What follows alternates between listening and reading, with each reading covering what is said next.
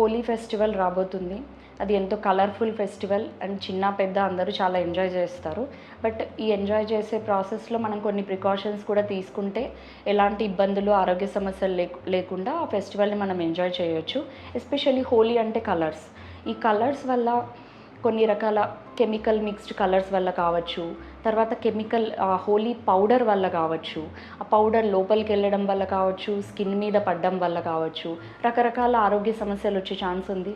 రకరకాల చర్మ సమస్యలు రావచ్చు, స్కిన్ ర్యాషెస్ లాంటివి కానీ, ఇచ్చింగ్ కానీ.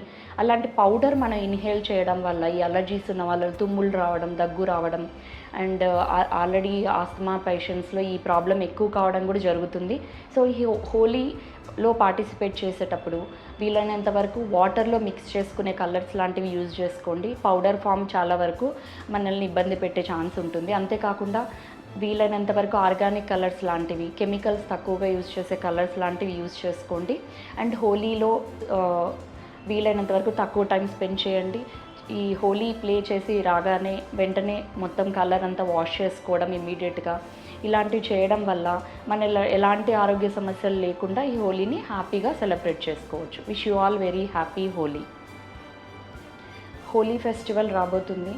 అది ఎంతో కలర్‌ఫుల్ ఫెస్టివల్ అండ్ చిన్న, పెద్ద అందరూ చాలా ఎంజాయ్ చేస్తారు. బట్ ఈ ఎంజాయ్ చేసే ప్రాసెస్‌లో మనం కొన్ని ప్రికాషన్స్ కూడా తీసుకుంటే ఎలాంటి ఇబ్బందులు, ఆరోగ్య సమస్యలు లేకుండా ఆ ఫెస్టివల్‌ని మనం ఎంజాయ్ చేయొచ్చు. ఎస్పెషల్లీ హోలీ అంటే కలర్స్. ఈ కలర్స్ వల్ల కొన్ని రకాల కెమికల్ మిక్స్డ్ కలర్స్ వల్ల కావచ్చు, తర్వాత హోలీ పౌడర్ వల్ల కావచ్చు.